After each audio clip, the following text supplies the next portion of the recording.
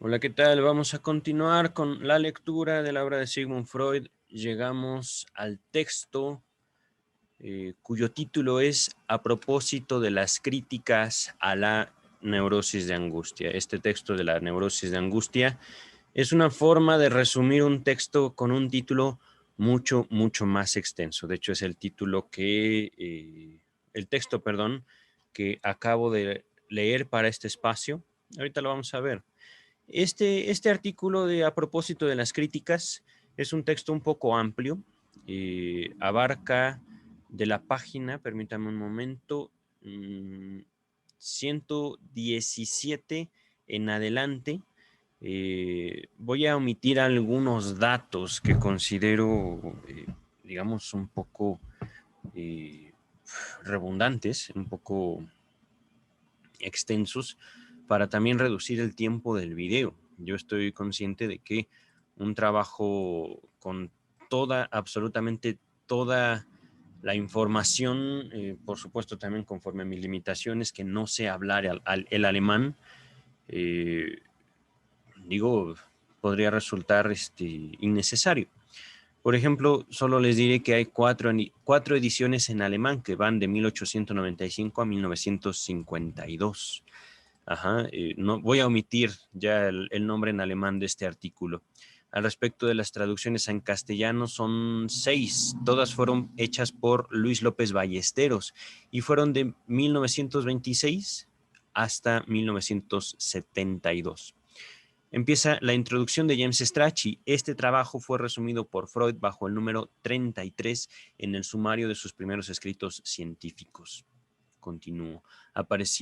Aparecido que hubo en enero de 1895 el primer artículo de Freud sobre la neurosis de angustia. Una apreciación crítica de Lowenfield fue publicada en el número de marzo de Neurologist Central Blatt. El presente artículo es la réplica de Freud. Leopold Lowenfield, que vivió de 1847 a 1923, era un conocido psiquiatra de Múnich. Allegado a Freud, mantuvo con este una perdurable amistad. En 2 libros suyos incluyó capítulos escritos por aquel. Asistió en 1908 y 1910 a los 2 primeros congresos psicoanalíticos y aún leyó en el segundo de ellos un trabajo sobre el hipnotismo. Empero nunca aceptó del todo las ideas de Freud. En la 16ª de sus conferencias de introducción al psicoanálisis, perdón, encontraremos en el volumen 16, Freud afirma que esta polémica no afectó sus buenas relaciones, lo cual debo decir que es algo muy afortunado realmente. Continúo. La importancia del presente trabajo radica principalmente en el detallado análisis que Freud hace en él sobre lo que denomina la, entre comillas, ecuación etiológica. Vale decir, las relaciones entre las diferentes clases de causas que contribuyen a la génesis de una neurosis o, en general, de cualquier otra enfermedad. La cuestión ya había sido esbozada en una comunicación a Fliess el 8 de febrero de 1893. Esto lo encontramos en el volumen 1, página 218, y se le conoce como el manuscrito B. Este manuscrito ya lo encontrarán en la lectura y comentario en este espacio. Continúa Strachey y volvió a tratársela en el trabajo en francés, entre comillas, la etiología y la herencia y la etiología de las neurosis. Se alude nuevamente a la ecuación etiológica, todos cuyos elementos deben cumplirse para que se manifieste una neurosis, es decir, esto es la ecuación etiológica, los elementos, las condiciones. 10 años más tarde, en el texto Mis tesis sobre el papel de la sexualidad en la etiología de las neurosis. Este texto lo encontraremos en el volumen 7, página 270, y reaparece en el texto Las perspectivas futuras de la terapia psicoanalítica, volumen 11, página 140. A partir de entonces fue diluyéndose poco a poco, absorbida por el entrelazamiento de los caracteres hereditarios y adquiridos, los 2 conjuntos fundamentales de factores determinantes de las neurosis, y culminando con la introducción del concepto de, entre comillas, series complementarias en las conferencias 22 y 23, conferencias de introducción al psicoanálisis. Estas se encontrarán en el volumen 16, páginas 316 y 330. Antes de continuar con este comentario de Strachey, este comentario introductorio, es importantísimo este tipo de abordajes, por muy enojosos que pudieran parecer. Lo que está en juego es la voluntad humana. ¿Hay o no hay voluntad? Caracteres hereditarios y adquiridos. Y estamos hablando de cómo se juegan estos caracteres en la ecuación etiológica, en el origen, que determina una enfermedad, llámese neurosis o no. Vamos a continuar con Strachey. Dice, hay un pasaje de 3 ensayos de teoría sexual que muestra con claridad esta transición, repito, entre la ecuación etiológica y las series complementarias. En oraciones agregadas a esa obra, 3 ensayos, Freud se refiere en 2 oportunidades a una, entre comillas, serie etiológica, se cierra comillas, y vuelve a empezar otras comillas, en la cual las intensidades decrecientes de un factor son compensadas por las crecientes del otro, se cierra comillas. Esta es una cita del volumen 7, página 219. En 1920, después de las conferencias de introducción al psicoanálisis, modificó esa frase colocando en su lugar serie complementaria, entre comillas, pero solo lo hizo en uno de los lugares, dejando el otro tal cual. Así pues, se mantuvieron con poco espacio de distancia las dos versiones de la expresión que muestran la línea sucesoria desde la ecuación etiológica hasta la serie complementaria. James Strachey. Ahí termina la nota introductoria. Estoy ahorita en la página 121 del tercer volumen. Empezamos ya con el texto freudiano. En el segundo número del Neurologist Central Blatt de Mendel, correspondiente a 1895, publiqué, permítanme, voy a cerrar la ventana, que está pasando el camión de la basura. Se me cuela mucho el sonido por aquí. Publiqué un breve ensayo donde proponía separar de la neurastenia una serie de estados nerviosos y concederles autonomía bajo el nombre de neurosis de angustia, entre comillas. Aquí viene la primera nota a pie de página de este texto, que nos va a decir el texto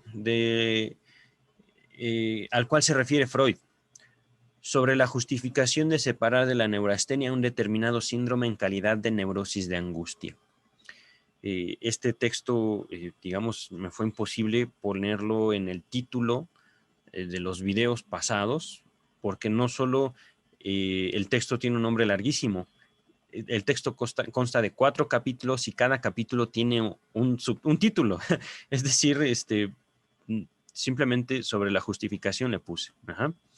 Yo creo que les voy a dejar una liga al respecto de este texto al final de este video. Continúa el texto de Freud, sobre la crítica. Me movía a ello, es decir, a separar de la neurastenia la neurosis de angustia, me movía a ello una coincidencia constante entre caracteres clínicos y etiológicos, es decir, lo que veía y lo que investigaba, que tiene todos los títulos para decidir una división, es decir, era necesaria una división entre neurastenia y neurosis de angustia. En efecto, hallé descubrimiento en el que E. Hecker se me había anticipado que todos los síntomas neuróticos en cuestión se podían compendiar, es decir, organizar, acumular, como pertenecientes a la expresión de la angustia. Y a partir de mis empeños por dilucidar la etiología de las neurosis, pude añadir que estas piezas del complejo neurosis de angustia permiten discernir unas condiciones etiológicas particulares, casi opuestas a las que rigen para la neurastenia. Por supuesto, les recomendaría encarecidamente dedicarle un tiempo a la lectura que ya hice de este texto en este espacio. Continúa Freud. Mis experiencias me habían enseñado que en la etiología de las neurosis, al menos de los casos adquiridos y de las formas adquiribles, factores sexuales desempeñan un papel sobresaliente, descuidado en demasía, de suerte que una afirmación como la etiología de las neurosis reside en la sexualidad, a pesar de toda su inevitable incorrección per excessum et defectum, ahorita les explico, se aproxima más a la verdad que las doctrinas hoy dominantes. Es decir, aquí hay una tesis: la etiología, el origen de la neurosis, reside en la sexualidad. Y esta frase, al mismo tiempo que dice mucho, no dice nada. Ajá. Pero eh, permite en todo caso aproximarse a una investigación, le da datos a los investigadores para conocer el origen de las condiciones de la neurosis. Ajá. Y esto de acuerdo, por supuesto, les estamos hablando doctrinas hoy dominantes de 1895. Ajá. Hoy estamos, el día que estoy grabando esto es 5 de febrero del 2021 y ciertamente aquí hay mucho de lo que le da al psicoanálisis su peso histórico. Uh-huh. Continúa Freud. Otra tesis a la que me esforzaba la experiencia era que las diversas noxas sexuales no aparecían indistintamente en la etiología de todas las neurosis, sino que existían unos lazos particulares e inequívocos entre ciertas noxas y ciertas neurosis. Aquí, ¿qué es noxa? Antes de continuar el texto, permítame un segundo. De hecho, lo había buscado recientemente en Google. Se denomina noxa a los factores o elementos, tanto del medio exterior como del propio organismo, cuya presencia puede causar alteración o una enfermedad. Hay noxas de diversos tipos, ¿sí? Biológicas, químicas, físicas, sociales, psicológicas, etc. Ajá. Lo estoy tomando de un breve resumen que me dio Google de Wikipedia. Entonces, en otras palabras, hablando de etiologías diversas, todas pueden agruparse bajo la palabra noxa. N-O-X-A. Continuamos. Yo tenía así derecho a suponer que había descubierto las causas específicas de las neurosis singulares. Luego procuré resumir en una fórmula breve la particularidad de las noxas sexuales constitutivas de la etiología de la neurosis de angustia. Y arribé, apuntalándome en mi concepción del proceso sexual a esta tesis. Produce neurosis de angustia todo cuanto, aparte de lo psíquico, la tensión sexual somática, todo cuanto perturbe el procesamiento psíquico de ella. Voy a repetirlo y luego comentarles aquí la tercera nota a pie de página que nos remite simplemente al texto anterior sobre la justificación, bla, bla, bla, bla, bla. Produce neurosis de angustia todo cuanto, aparte de lo psíquico, es decir, que separe, que no permita que lo psíquico se haga cargo de la tensión sexual somática. Ajá. Para todo esto, por supuesto, es un largo trabajo el que hizo Freud. Les recomendaría mucho ver el volumen número 2, donde Breuer hace aportaciones importantísimas para la teoría, que posteriormente sería nombrada por Freud psicoanálisis. Breuer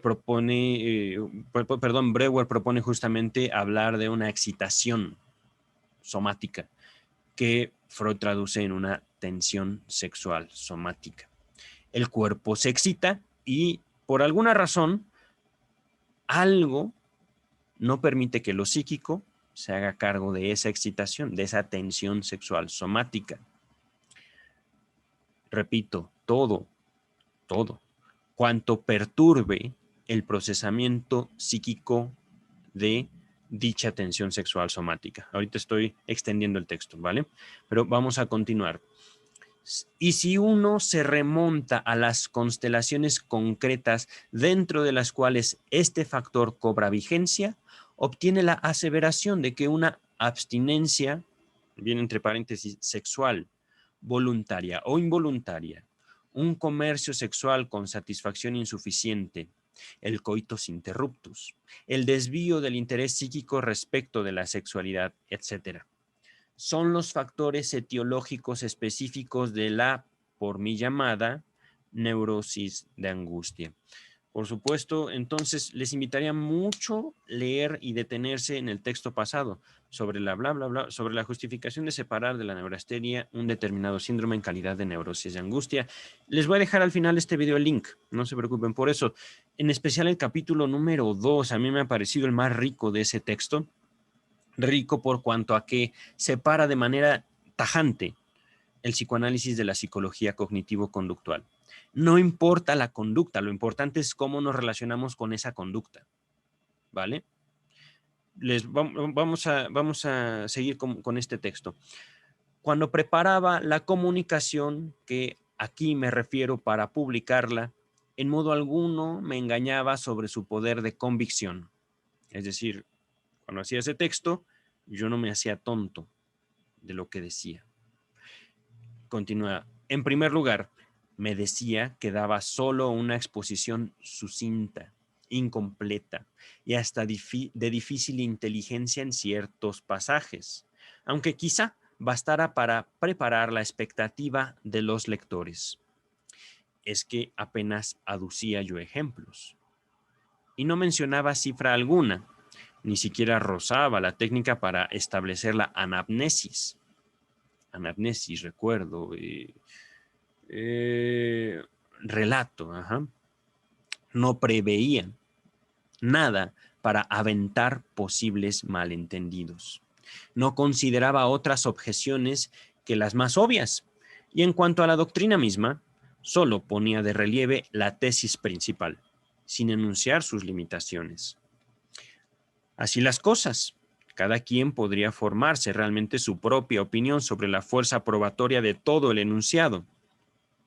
Pero también podía yo contar con otro obstáculo para la aquiescencia. Qué bello escribe este sujeto. Voy a continuar, perdón. Sé muy bien que con la, entre comillas, etiología sexual, cierra comillas, de las neurosis no he producido nada nuevo. Que en la bibliografía médica nunca faltaron corrientes subterráneas que dieran razón de estos hechos, y aún la medicina oficial de las academias tuvo noticia de ellos. Solo que esta última hizo como si nada supiera. No dio empleo alguno a esa noticia. No extrajo de ella ninguna conclusión. Una conducta así no puede menos que tener un fundamento profundo. Quizás sea una suerte de horror a examinar constelaciones sexuales, o una fuerte reacción, o una reacción frente a intentos de explicación más antiguos que consideraba superados. Aquí tuve un error de lengua, un error de lectura, porque este texto me remite mucho a mi propio libro, a la introducción, de hecho, de mi libro Sexualidad Infantil y Crimen, que muy posiblemente tenga que cambiar de título, pero vamos a ver qué dicen las encuestas. Continúo con la lectura. Como quiera que fuese, no se podía menos que estar preparado para chocar con resistencias si se osaba volver digno de crédito para otros algo que habrían podido descubrir por sí mismos sin trabajo alguno. Dada esta situación, ¿acaso habría sido más adecuado no responder a objeciones críticas antes que yo me manifestara más prolijamente sobre este complicado tema y consiguiera hacerlo más inteligible? Pero no puedo contrariar los motivos que me llevan a impugnar sin demora una crítica reciente de mi doctrina sobre la neurosis de angustia, y ello causa de la persona del crítico L. Lowenfield, de Múnich, el autor de Pathologie und Therapie der Neurasthenie und Hysterie, Patología y terapia de la neurastenia y la histeria, cuyo juicio tiene títulos para pesar entre el público médico y también por una concepción que el informe de Lowenfield me endosa. consistente en un malentendido y por otra razón, además, desde el comienzo mismo, querría combatir la impresión de que mi doctrina se puede refutar tan fácilmente como de pasada, con las primeras objeciones que a uno le acuden. Aquí hay una nota a pie de página al respecto de el libro de Lowenfield. Simplemente nos dice que fue escrito y fue publicado en 1893. Esto me parece extraño porque recuerdo que el texto, bueno, puede ser que me equivoque. Hablando de la fecha, recuerdo que el texto de Freud databa de 1895, 94. Yo debo estar equivocado. Continuamos. Con certera mirada, Lowenfield descubre en esto lo esencial de mi trabajo. Yo asevero que los síntomas de angustia tienen una etiología específica y unitaria de naturaleza sexual. Antes de continuar, aquí hay una nota al respecto del nombre de Lowenfield. Lowenfield, 1895. Nada más, es todo lo que dice. Es decir, esta afirmación de Lowenfield data de 1895. Y si ello no se pudiera comprobar como un hecho, desaparecería también el fundamento para separar de la neurastenia una neurosis de angustia autónoma. Resta, es verdad, una dificultad sobre la que yo llamé la atención, y es que los síntomas de angustia presentan unos nexos tan inequívocos con la histeria que, si se adoptara una decisión en el sentido de Lowenfield, sufriría menoscabo la división entre histeria y neurastenia. Pero he de considerar esta dificultad a raíz del decurso que luego apreciaré a la herencia como causa común de todas estas neurosis. Aquí hay una observación me parece debe ser James Strachey, sí. Nos remite al texto simplemente sobre la justificación de separar, bla, bla, bla, bla. En todo caso, vamos a continuar. A ver. Ok, ahora bien, ¿a qué argumentos apoya Lowenfield su veto a mi doctrina? Anda. Número 1. Yo he puesto de relieve que lo esencial para entender la neurosis de angustia es que en ella la angustia no admite una derivación psíquica. Vale decir, el apronte angustiado que constituye el núcleo de la neurosis no es adquirible por un afecto de terror psíquicamente justificado, sea único o repetido. Por terror se generaría una histeria o una neurosis traumática, pero no una neurosis de angustia. Según se intelige con facilidad, esta negativa no es sino el correlato de mi tesis, de contenido positivo, según la cual la angustia de mi neurosis corresponde a una tensión sexual somática desviada de lo psíquico, es decir, apartada de lo psíquico, que de lo contrario habría cobrado vigencia como libido.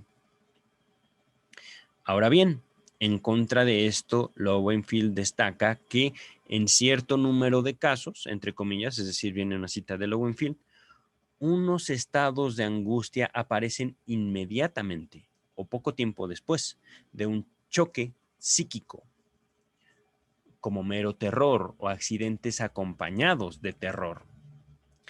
Y en algunos de estos casos existen circunstancias que vuelven asaz improbable la cooperación de influjos sexuales nocivos de la variedad indicada. Aquí se cierra la cita de Lowenfield.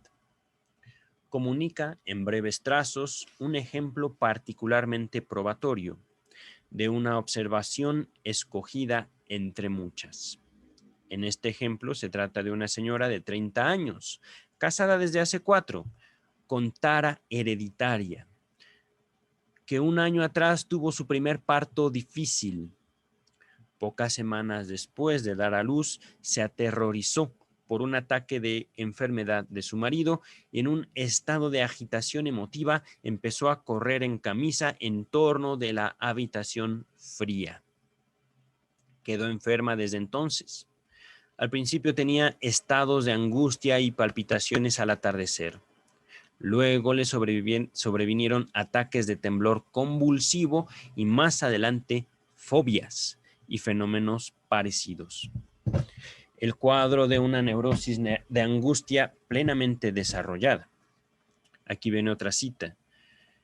En este caso, concluye Lowenfield, los estados de angustia son de manifiesta derivación psíquica, pues fueron producidos por un terror único.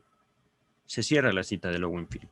Es decir, Lowenfield dice, aquí hay angustia, pero tiene derivación psíquica. Fueron producidos por un terror único. El terror a la enfermedad del marido, dice Lowenfield, ¿no? Responde Freud. No dudo de que mi respetado crítico ha de poseer muchos casos parecidos, y yo mismo puedo proporcionarle una serie de ejemplos análogos. Quien no hubiera visto tales casos de estallido de la neurosis de angustia tras un choque psíquico de frecuentísima ocurrencia, no tendría derecho a meter baza en el tema de la neurosis de angustia. Solo quiero anotar que en la etiología de esos casos no siempre, ni necesariamente, se comprueba un terror o una expectativa angustiada. Cualquier otra emoción obra lo mismo.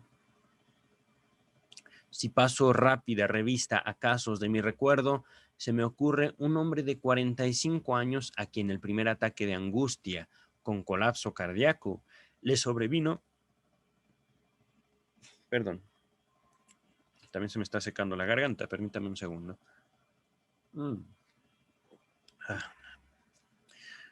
Repitiendo el caso, un hombre de 45 años a quien el primer ataque de angustia con colapso cardíaco le sobrevino cuando lo anoticiaron de la muerte de su padre muy anciano. A partir de ese momento se le desarrolló una neurosis de angustia plena y típica, con agorafobia, es decir, tenía miedo a salir de su casa. Además, un joven que cayó bajo esta misma neurosis por la excitación que le producían las querellas entre su joven esposa y la madre de él, y a cada nuevo altercado doméstico se volvía otra vez agorafóbico. Un estudiante un poco bohemio que produjo sus primeros ataques de angustia mientras trabajaba duro para pasar sus exámenes, espoleado por el disfavor paterno. Una señora sin hijos que enfermó a raíz de su angustia por la salud de su sobrinita, etc. O sea, no hay menor duda en cuanto al hecho mismo que Lowenfield aduce contra mí. Le está dando la razón a Lowenfield. Pero sí, en cuanto a su interpretación. Bien. Cabe preguntar, ¿de ahí uno debe pasar sin más al post hoc ergo propter hoc? Aquí viene un asterisco, es decir, después de esto, entonces a causa de esto. Vale decir la falacia de tomar como causa lo que no es más que un mero antecedente en el tiempo. Mira, esto está pero muy fuerte. Continúa el texto, ahorrándose todo procesamiento crítico del material. Voy a tratar de repetir esto sin la nota en latín. Es sin duda uno de los sellos de Freud, su alta erudición en cuanto al idioma. De ahí uno debe pasar, sin más, después de esto, entonces a causa de esto, ahorrándose todo procesamiento crítico del material, es decir, esto es la determinación y nada más. No hay que pensarlo. 1 más 1 son 2. Lo que Freud está diciendo es, no es 1 más 1 son 2. Se trata de ver que hay algo ahí, hay otra cosa. Pensemos. procesemos críticamente ese material. ¿Por qué 1 más 1 son 2? Ahorita lo estoy poniendo con el ejemplo matemático. Ajá. En cuanto al ejemplo clínico, ¿por qué un terror, un evento de terror produce neurosis de angustia? ¿Por qué todos estos eventos producen neurosis de angustia? Estos casos de los cuales ha estado hablando Freud. Continúa el texto. Es que uno conoce hartos ejemplos en que la última causa desencadenante no pudo acreditarse ante el análisis crítico como causa eficiente. Causa eficiente. Es decir, no es eso lo que determina. Continúa el texto. Piénsese, por ejemplo, en la razón entre trauma y gota. Estamos hablando, recuerden, que con un médico. Gota, trauma, se refiere no necesariamente a un trauma psíquico, a un trauma físico, un golpe, por ejemplo. Gota, estamos hablando de una condición, no sé si siga siendo diagnosticada, pero permítame un segundo. Gota. Es una forma frecuente y compleja de artritis que puede afectar a cualquiera. Se caracteriza por dolores agudos, enrojecimiento y sensibilidad en las articulaciones, ¿vale? Esa es la gota, esa es la enfermedad conocida médicamente como gota.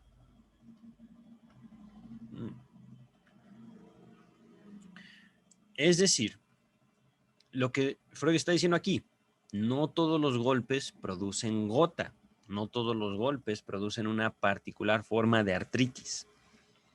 Continúa el texto. Probablemente aquí, en el caso de la provocación de un ataque de gota en el miembro afectado por el trauma, el papel de este sea el mismo que es lícito atribuirle en la etiología de la tabes y de la parálisis. Solo que, en el ejemplo de la gota, a cualquiera le parecerá absurdo que el trauma cause la gota. Cause está entre comillas, en vez de provocarla. Aquí es como algo muy fino, no es lo mismo causa que provocar.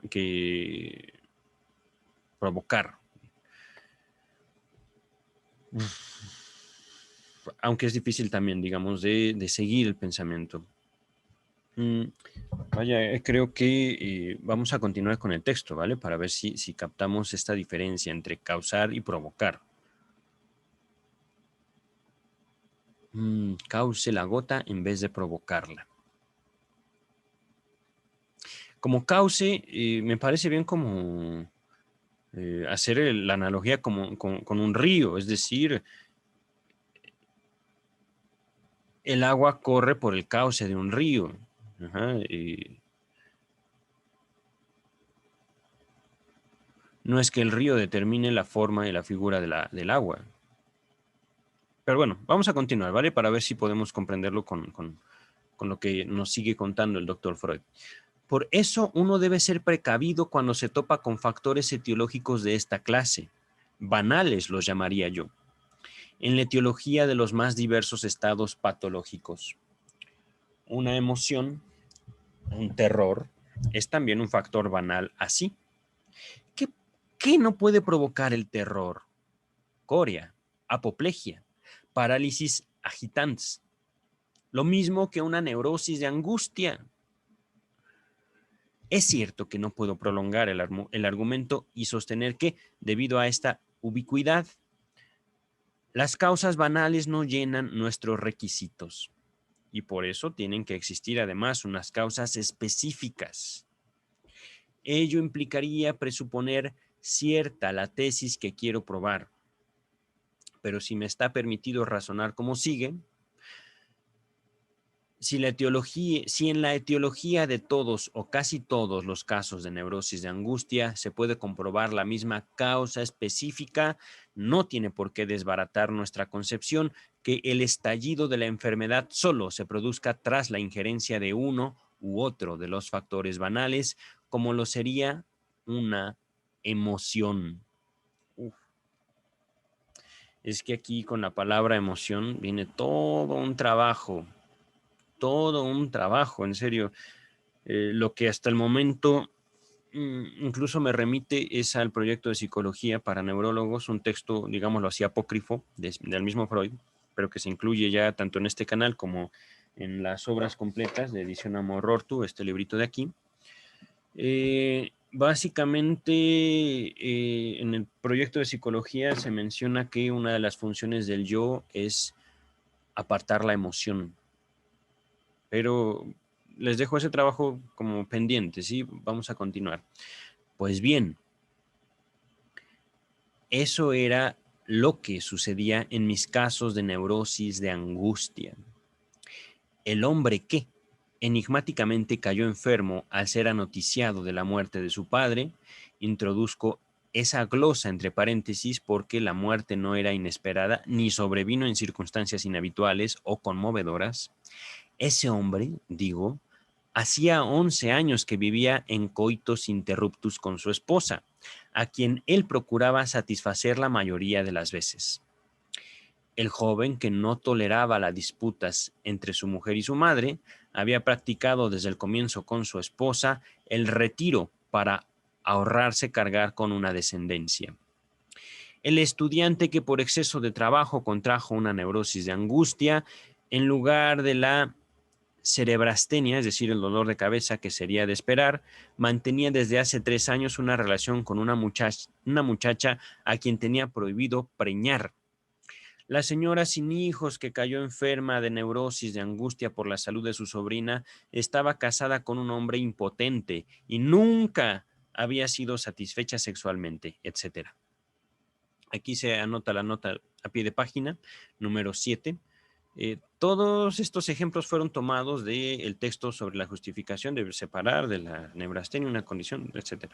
Bueno, el texto se los voy a dejar al final de este otro artículo. Vamos a continuar. Ok, la mujer nunca había sido satisfecha sexualmente, etc. No todos estos casos presentan la misma claridad, ni poseen el mismo poder probatorio para mi tesis, pero si los clasifico junto con el muy considerable número de aquellos cuya teología no muestra otra cosa que el factor específico, se articulan sin contradicción dentro de la doctrina por mí formulada y permiten ensanchar nuestro entendimiento teológico más allá de las fronteras hasta ahora existentes. Antes de continuar con la lectura, básicamente lo que dice Lowenfield me parece como si tratara de justificar el hecho de que no quisiera saber esas cosas de sus pacientes. Y dice Freud, está bien. El punto es de que si nos abstenemos de hacer ese tipo de indagatorias, lo estoy ahorita traduciendo con mis propias palabras, hay algo que no cuadra en la ecuación. Hay algo que no cuadra en ese 1 más 1. ¿Por qué? Ahorita lo podría yo poner así. ¿Dónde está el sujeto? ¿Por qué eso afectó a esa persona en particular para crear eso otro? Hablando de la neurosis de angustia. Ahora sí, vamos a continuar. Si alguien quiere demostrarme que en la precedente consideración yo he pospuesto indebidamente la significatividad, es decir, la importancia de los factores etiológicos banales, deberá oponerme observaciones que en mi factor específico esté ausente. Híjole.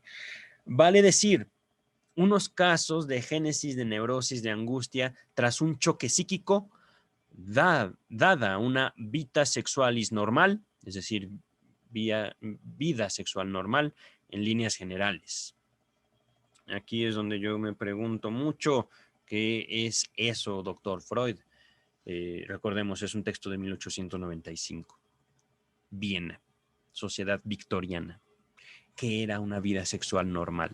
Y no estoy invitándolos a un estudio antropológico, sociológico, etcétera. Simplemente a preguntarse al día de hoy, donde quiera que ustedes me estén viendo o escuchando, yo estoy hablando desde México, año 2021, febrero del 2021, ¿qué es una vida sexual normal? ¿Qué es? Pero bueno, vamos a dejar por supuesto ese paréntesis abierto. Lo siento, así es la vida. se la vi. Vamos a continuar con el texto. Pues bien, júzguese si el caso de Lowenfield cumple esa condición. El texto, aquí, antes de continuar, la réplica de Freud es bellísima. Quisiera no alterarla en nada. Simplemente voy a continuar, ¿vale? Si no les queda claro la respuesta de Freud a Lowenfield, regresen el video y escúchenlo una y otra vez. Pues bien, continúa Freud. Júzguese si el caso de Lowenfield cumple esa condición. Es manifiesto que mi respetado oponente no tenía en claro ese requisito. De lo contrario, no nos habría dejado tan a oscuras sobre la vita sexualis de su paciente, es decir, la vida sexual de su paciente. Omitiré que en el caso de esa dama de 30 años, es decir, el caso de Lowenfield, se complica evidentemente con una histeria, de cuya eventual derivación psíquica en modo alguno dudaré. Desde luego, concederé sin objeción la neurosis de angustia junto a esa histeria. Pero antes que yo utilice un caso en favor o en contra de la doctrina sobre la etiología sexual de las neurosis, tengo que haber estudiado la conducta sexual de la paciente más a fondo de lo que Lowenfield lo hace aquí. No me conformaría con inferir que, como la dama sufrió un choque psíquico poco tiempo después de un parto, el coitus interruptus no pudo haber desempeñado papel alguno en el último año y por tanto faltan aquí noxas sexuales, es decir, motivos, razones de origen sexual. Conozco casos de neurosis de angustia, continúa el texto, a pesar de embarazos repetidos año tras año.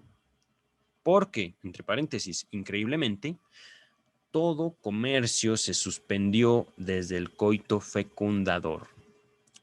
De suerte que la señora llena de hijos sufría privación todos los años. Antes de continuar, les remito, aquí no viene de James Strachey, yo les estoy pidiendo, vayan al texto sobre la justificación de separar, bla, bla, bla. Se los voy a poner al final de esta lectura, pero ahí, nuevamente en el capítulo 2 se aborda mucho sobre lo que era la sexualidad en Viena de 1893-95, y que sigue teniendo mucho impacto en la forma en la cual nosotros nos vivimos al día de hoy. Digo, al día de hoy tenemos otro tipo de avatares, otro tipo de eventualidades, hitos históricos, hechos que nos marcan como individuos y como sociedad, ¿no? Pero este es justamente lo valioso también del psicoanálisis a la civilización y a la cultura. Es aquí donde se empieza a poner un poquito de vista, se empieza a poner un poquito de importancia, y estoy hablando de un poquito, no estoy siendo sarcástico, a la sexualidad humana, a la forma en la cual nos relacionamos con los demás y con nosotros mismos, con nuestro cuerpo. Vamos a continuar. Aquí es como, antes de continuar, aquí es como muy notorio, ¿no? Esta señora tiene muchos hijos, podríamos pensar, tiene mucho sexo, pero lo cierto es que dice Freud, no es cierto. Tiene embarazo, no la vuelven a tocar por un año. Y entonces, ¿qué hace esta mujer con esa energía? ¿Qué hace esta mujer con esa excitación que no va a ningún lado? Uno podría pensar, bueno, pues que se haga cargo de los hijos. Sí, pero no es lo mismo. No es lo mismo. Y le pedimos a esa mujer como sociedad que se calle, ¿no? Que no diga nada.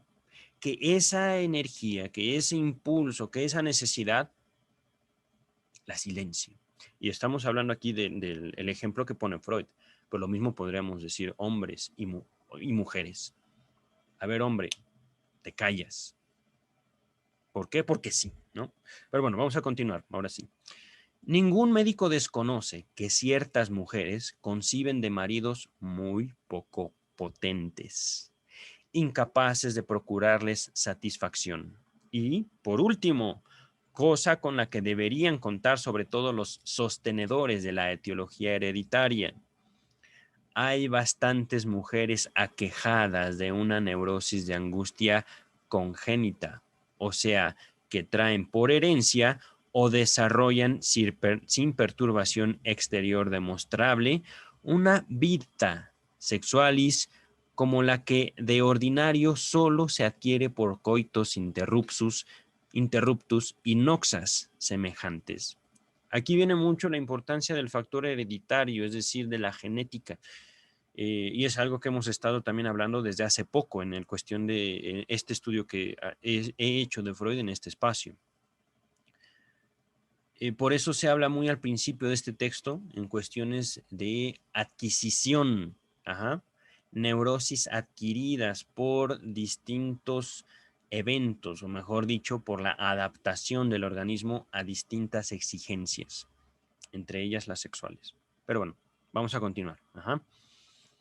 En algunas de estas mujeres, hablando de las que adquieren neurosis, digamos, por herencia, se puede pesquisar, notar, una afección histérica contraída en su juventud.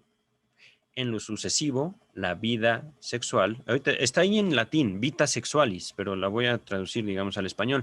La vida sexual quedó perturbada y permanentemente desviada de lo psíquico, la tensión sexual. Recordemos, aquí perturbada, vita sexual quiere decir no hablan de su vida sexual.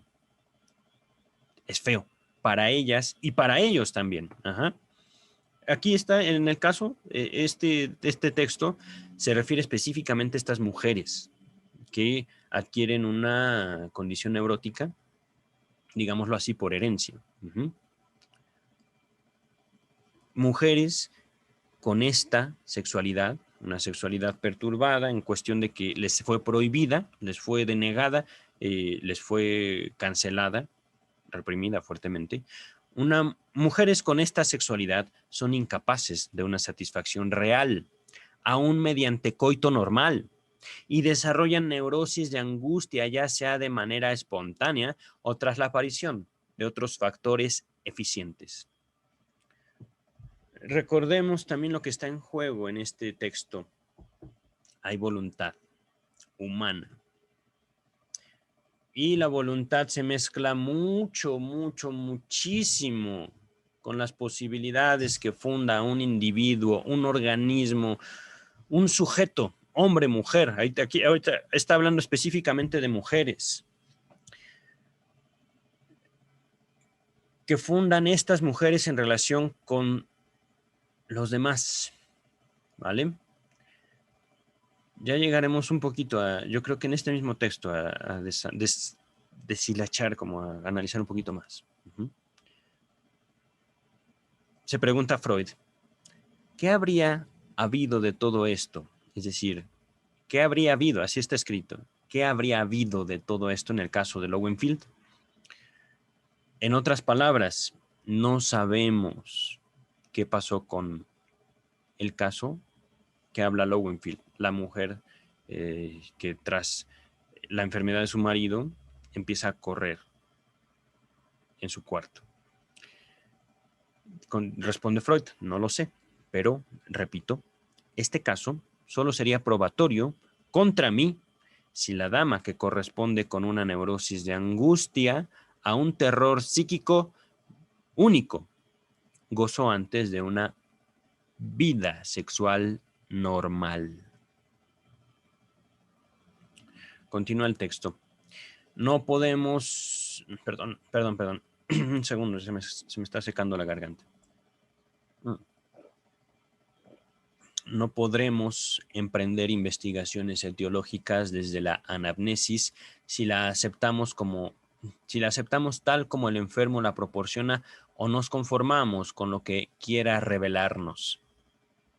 Esto es importantísimo, importantísimo.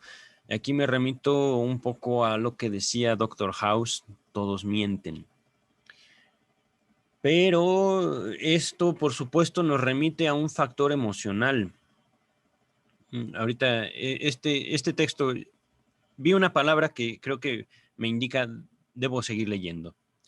Si los especialistas en sífilis dependieran todavía de la declaración del paciente para reconducir al comercio sexual una infección inicial de los genitales, podrían atribuir a un enfriamiento un número grandísimo de chancros en individuos supuestamente vírgenes.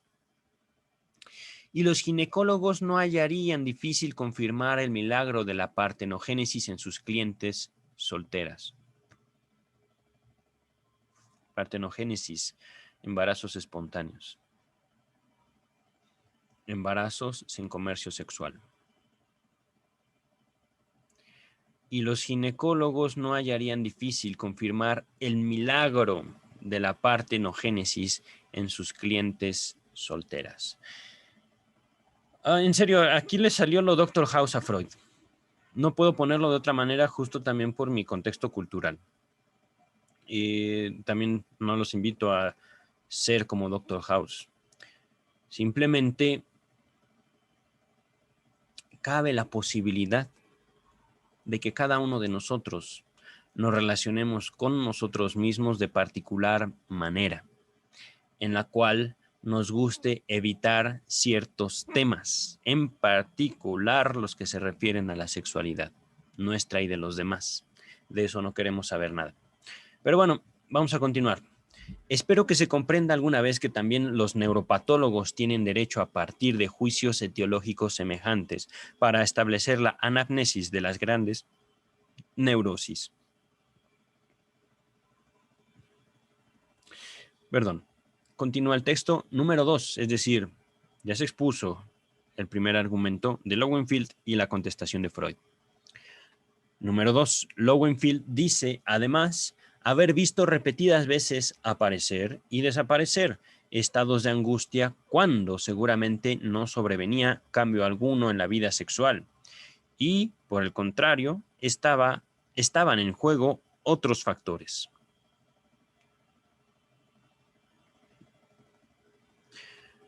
Me tapo los ojos en un sentido como tratando de ilustrar lo que me parece quería hacer Lowenfield. Seguramente, es decir, cuando seguramente, es decir, no lo saben. No lo saben. Bueno, es la impresión que me da al leer esto, ¿no? Ciertamente puede ser un texto que Freud mismo esté modificando, no lo sé. Vamos a continuar. Dice Freud, esa misma experiencia, exactamente, he hecho yo también, sin desconcertarme por eso. Yo también he conseguido eliminar los estados de angustia mediante tratamiento psíquico, mejoramiento general, etc. Pero, desde luego, no he deducido de ahí que la falta de tratamiento fuera la causa de los ataques de angustia. No es que pretenda atribuir a Lowenfield semejante inferencia. Con esa puntualización hecha en broma, solo quiero indicar que la situación muy bien puede ser tan compleja que desvalorice totalmente la objeción de Lowenfield. No me ha resultado difícil conciliar los hechos aquí aducidos con el acierto de la etiología específica de la neurosis de angustia. Sin duda se me concederá esto. Existen motivos que, si bien poseedores de eficiencia etiológica, tienen que actuar con cierta intensidad o cantidad. Aquí viene una nota de pie de página de James Strachey. Véase una nota mía a pie de página en el texto sobre la sexualidad femenina. Tomo 21, páginas 243 y 244, y un pasaje de la interpretación de los sueños, volumen 5, página 591. Véase también mi apéndice titulado Surgimiento de las hipótesis fundamentales de Freud. Página 67, volumen 3. Vamos a repetir otra vez lo que dice Freud. Existen motivos que, si bien poseedores de una eficiencia etiológica, es decir, suficientemente fuertes para ser considerados como el origen de, tienen que actuar con cierta intensidad o cantidad durante más de cierto lapso para ejercer su efecto. Vale decir, tienen que sumarse. Nota número 9 que dice, nos remite al texto sobre la justificación de separar de la neurastenia, bla, bla, bla, bla, bla. Vamos a continuar. El efecto del alcohol es un paradigma de esa causación por sumación. Anda, es como una copa, no te emborracha. Otra, tal vez. Mientras más copas tomes, más seguramente vas a llegar a la condición etílica, estar borracho. Continúa el texto. Según eso, habrá cierto lapso en el cual la etiología específica, el origen específico, esté trabajando, pero sin manifestar todavía su efecto. Durante ese tiempo, la persona aún no está enferma, pero sí predispuesta a contraer determinada afección. En nuestro caso, la neurosis de angustia. Y entonces el surgimiento de una noxa banal puede desencadenar la neurosis, lo mismo que haría un ulterior acrecentamiento en la injerencia de la noxa específica. Esto se puede expresar también así. No basta que esté presente el factor etiológico específico. Tiene que alcanzarse también cierta medida de él para llegar a este límite. Y para llegar a este límite, una cantidad de la noxa específica puede ser sustituida por un monto de nocividad banal. Quitada esta última, se está de nuevo por debajo del umbral. Los fenómenos patológicos tornan a ceder, es decir, se terminan, ya no se manifiestan, ¿vale?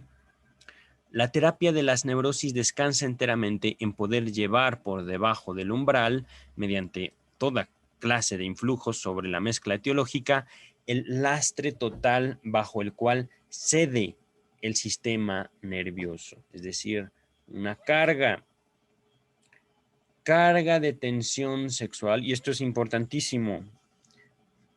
La declaración que voy a hacer, voy a terminar este párrafo, que ya es un pensamiento nada más.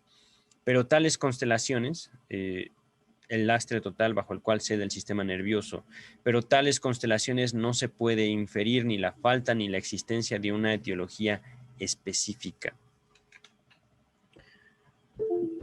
Oh, ¿qué pasó? ¿Qué pasa? ¿Qué está pasando aquí? No sé qué está pasando. Hubo un sonido por ahí. No, espero que siga grabando.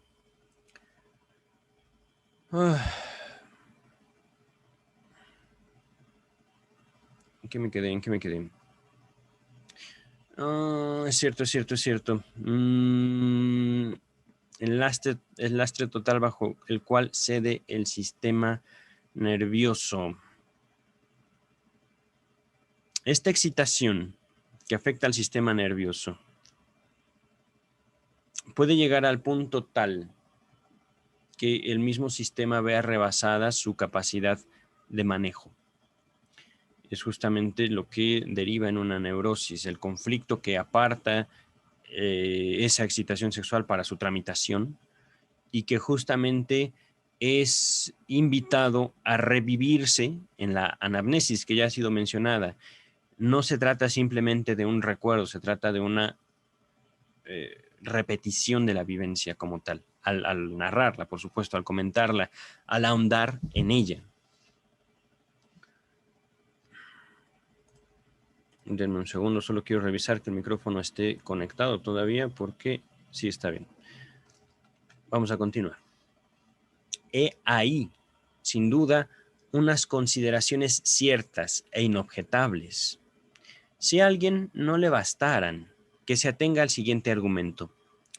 Según la opinión de Lowenfield y de otros y de tantos otros, la etiología de los estados de angustia ha de buscarse en la herencia. Y eso todavía sigue hasta el día de hoy. El enfermo mental es enfermo porque pues es de familia, punto. No hay más. Continúa el texto. Y bien, la herencia se sustrae de los cambios. Si la neurosis de angustia se cura mediante tratamiento, se debería poder concluir, imitando a Lowenfield, que la herencia no puede contener la etiología.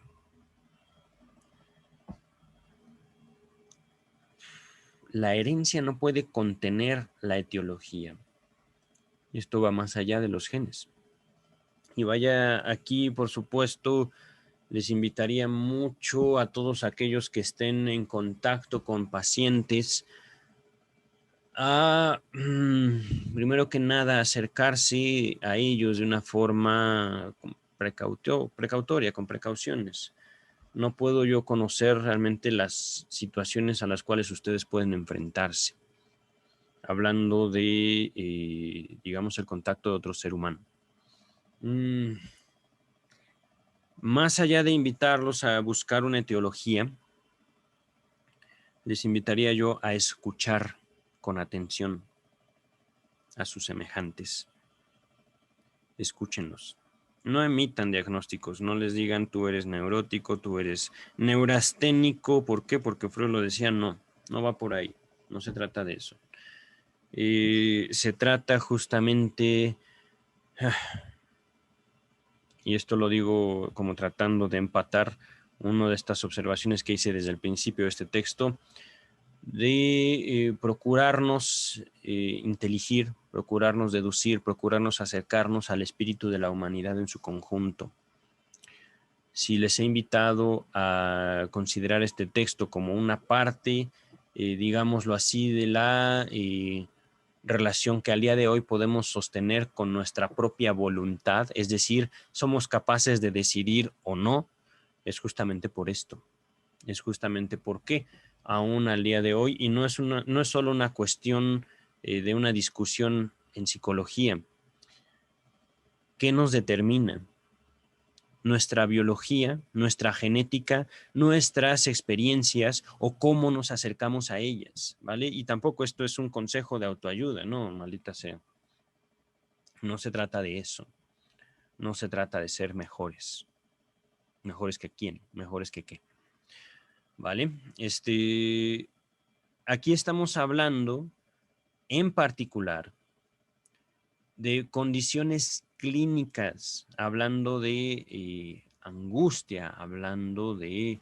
Sí, bueno, angustia se limita aquí el texto, ¿vale? Está hablando de una situación ya médica.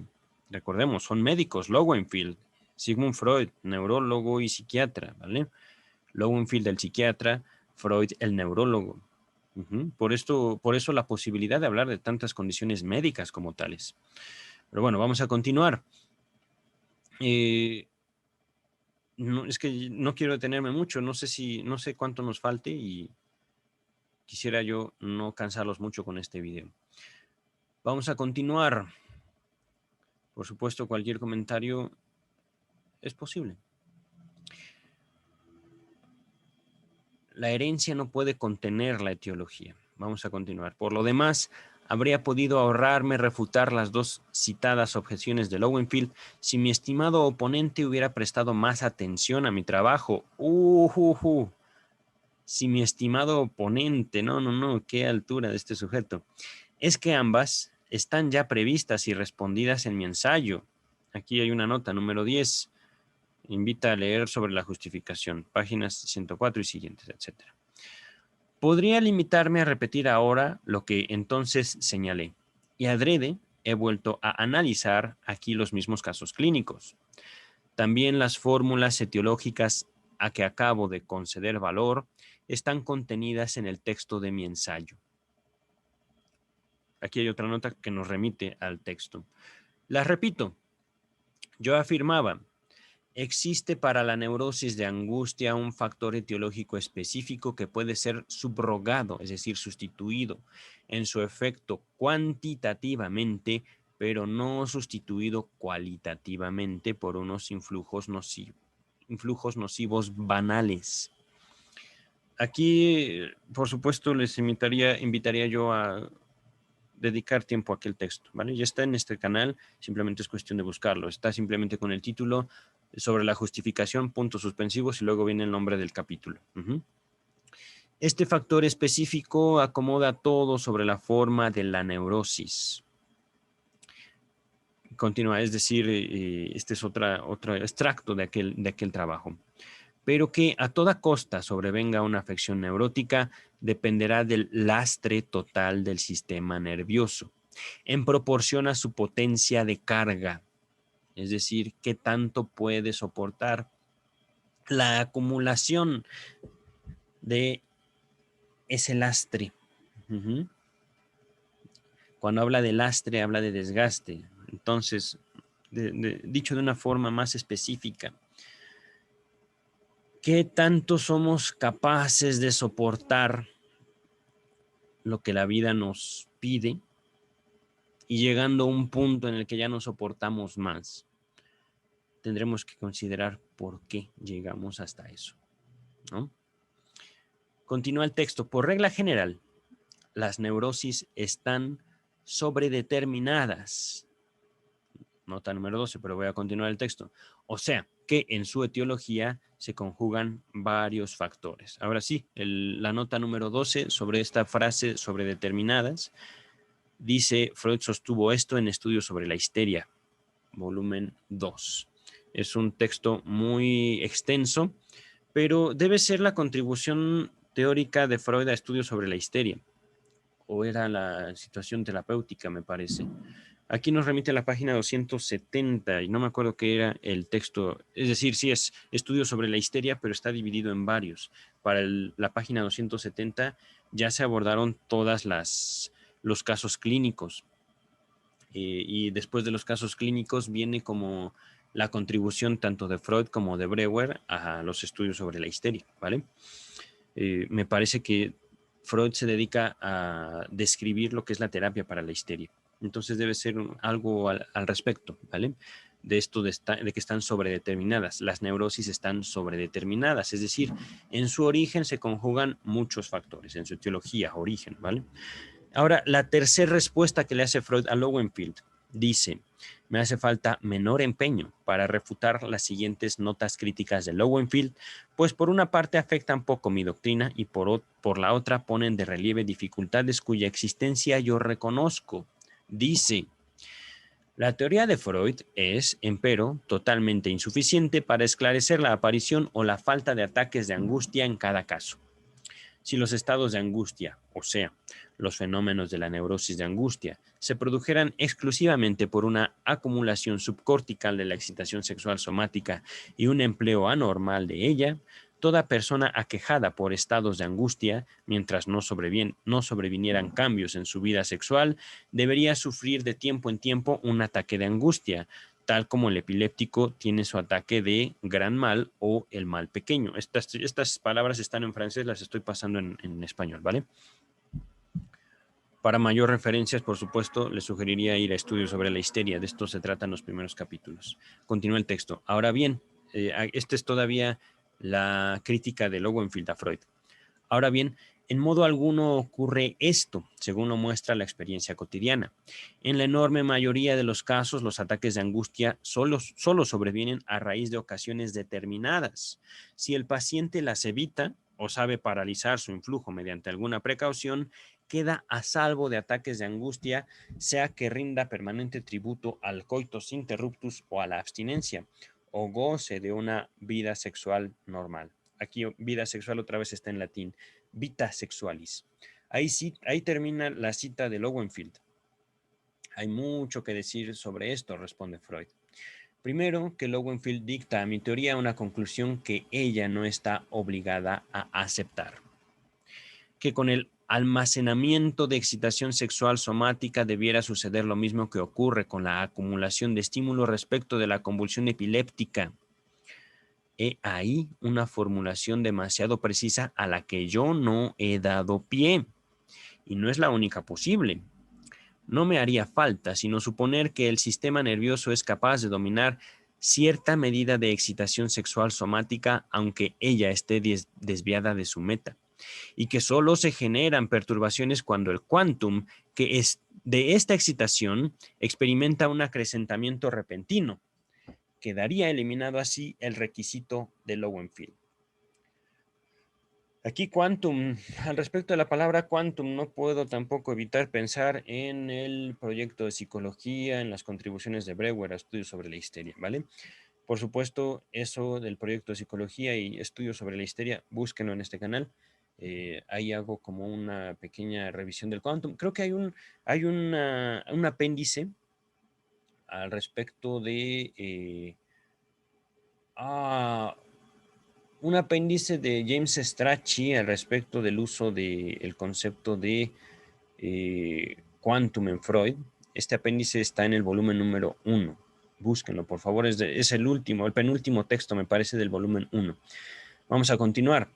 Si no he osado edificar mi teoría en esa dirección, ello se debe principalmente a que no esperaba hallar ningún asidero seguro por ese camino. Un segundo, un segundo. Solo indicaré que no tenemos derecho a representarnos la producción de una tensión sexual con independencia de su gasto. Que en la vida sexual normal, esta reproducción incitada por el objeto sexual se plasma de una manera por entero diversa que en caso de reposo. Aquí viene entre paréntesis. Viene una palabra, no sé si sea alemana, me parece que sí, ruhe, R-U-H-E, que viene seguida de, entre comillas, quiesencia, psíquico, etcétera. Voy a repetirlo. Que en la vida sexual normal esta producción de una tensión sexual incitada por el objeto sexual se plasma de una manera por entero diversa que en caso de reposo o quiesencia psíquico, etcétera. Es decir, no es lo mismo no sentir a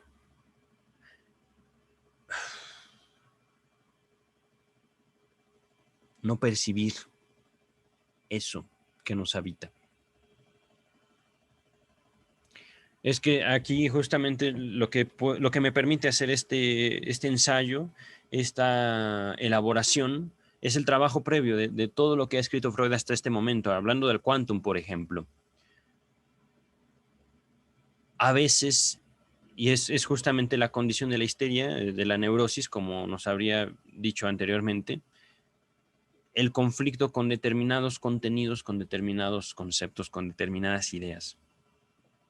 Obliga a los individuos a apartarlos de su conciencia, apartarlos de su discurso y de su vida. Y eso podríamos decirlo socialmente o incluso podríamos percibirlo nosotros mismos como ya no existe. Si no lo conozco, no existe. Y dice Freud, no es cierto. Si no lo conoces, puede ser que tú no quieras saber nada de eso, pero ahí está. Puede ser que cierta parte de ti esté en reposo. ¿Por qué? Porque no está en contacto con eso, que es tuyo también. Pero eso que es tuyo y que tú no quieres saber de ti, no queda en reposo.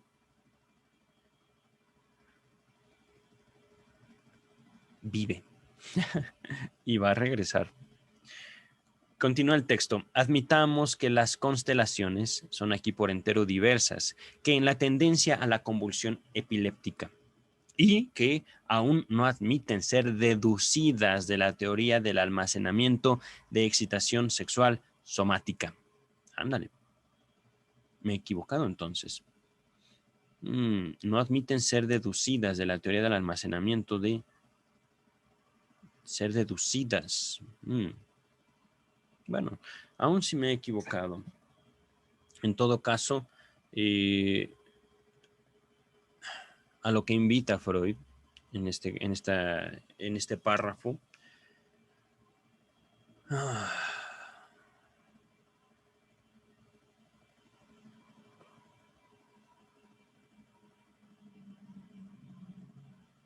Digo, yo quiero entenderlo, yo quiero llevarlo justamente más allá del texto a mi vida.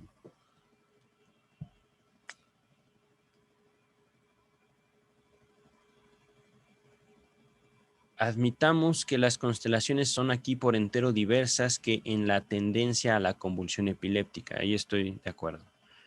La convulsión epiléptica no necesariamente tiene que ver con una acumulación de tensión sexual o excitación sexual somática. Pues es básicamente eso. Eh,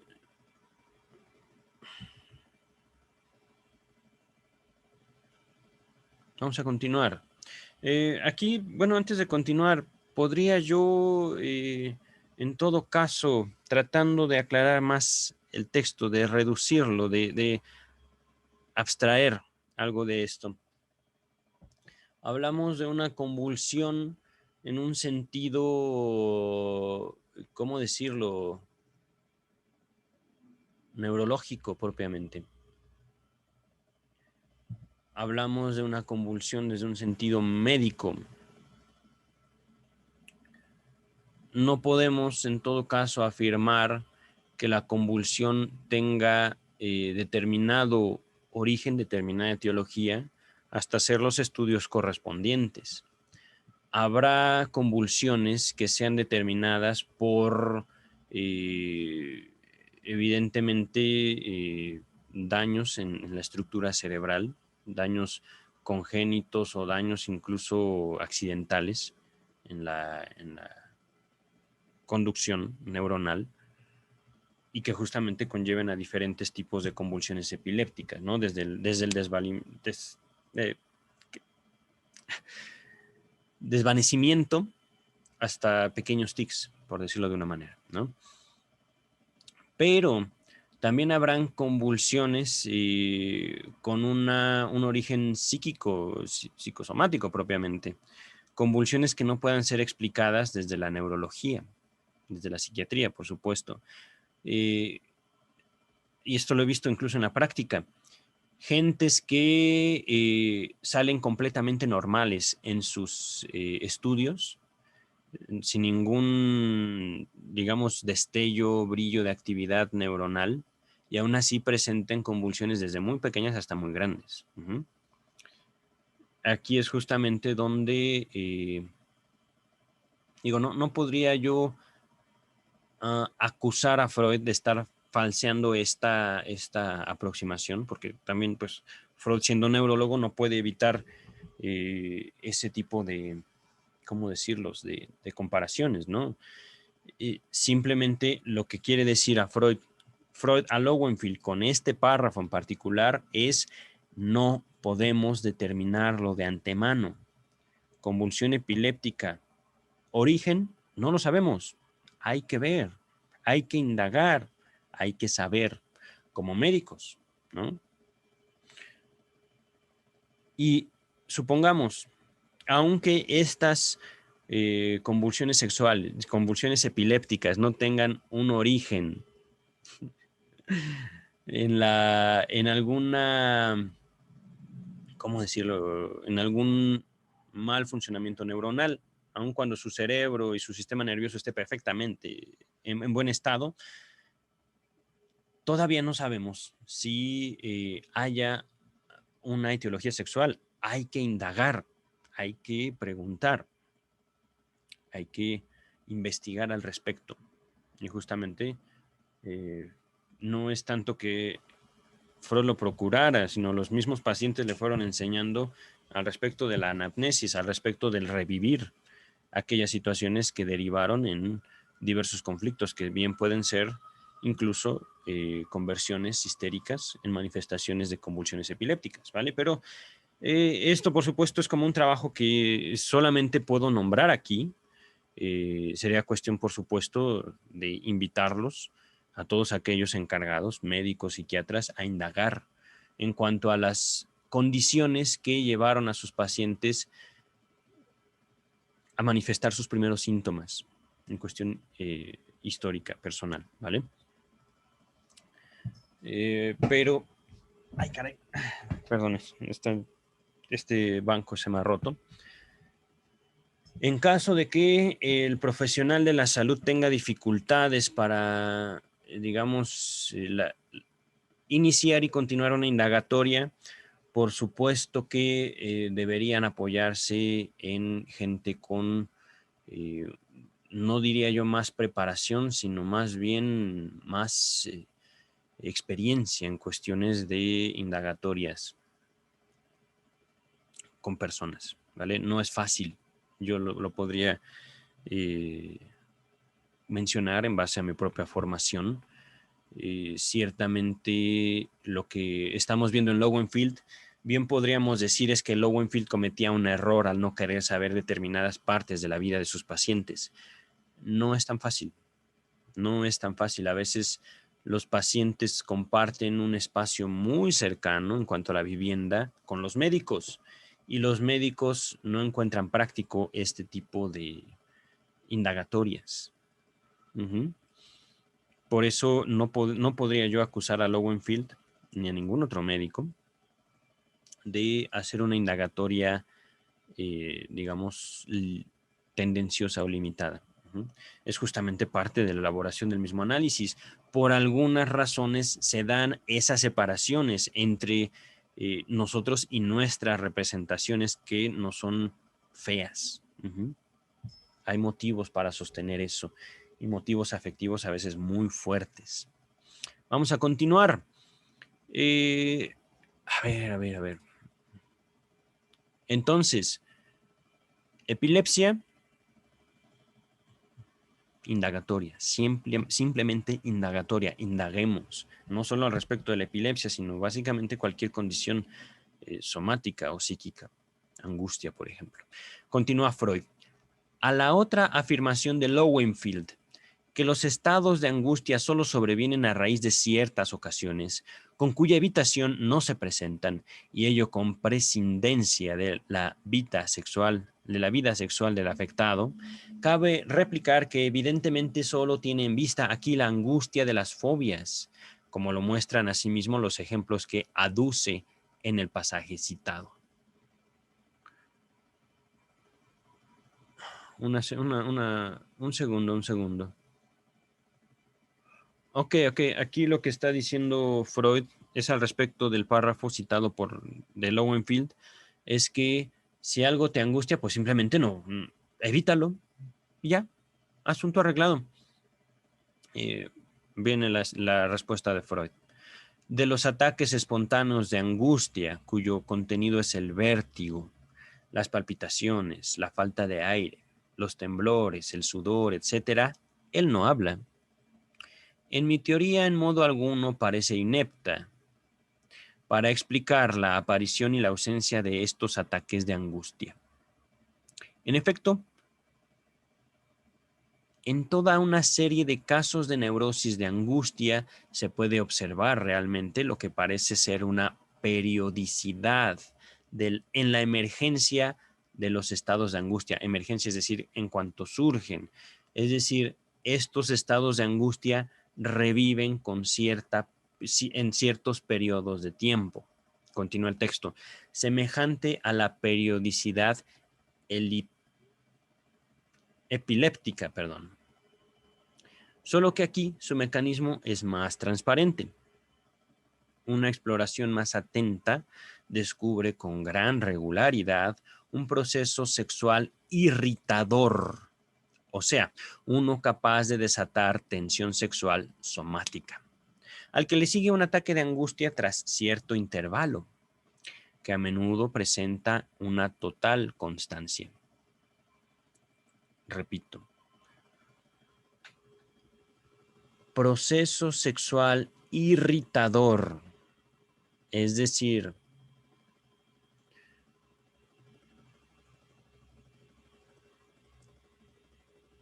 uno capaz de desatar tensión sexual somática, al que le sigue un ataque de angustia tras cierto intervalo, es decir, no viene inmediatamente, sino que hay un periodo, digamos, de impacto, que a menudo presenta una total constancia. Viene un ejemplo. En mujeres abstinentes, este papel lo desempeñan la excitación menstrual, las pulsiones nocturnas, que son igualmente de recurrencia periódica, pero sobre todo el comercio sexual mismo, nocivo por incompleto, que transfiere a sus efectos los ataques de angustia, esta periodicidad suya. está un poquito complejo, pero básicamente es como si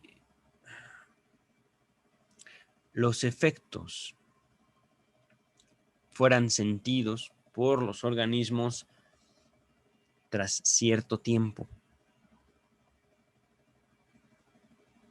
Y esto, por supuesto, es algo completamente subjetivo, algo completamente independiente de un organismo a otro. Hablando, por ejemplo, de excitaciones, aquí es importante destacar excitación menstrual. Con esto no quiere decir que, o no necesariamente quiere decir que las mujeres se exciten sexualmente con su menstruación. Quiere decir que durante la menstruación algo ocurre con ellas en cuestión emocional. Uh-huh.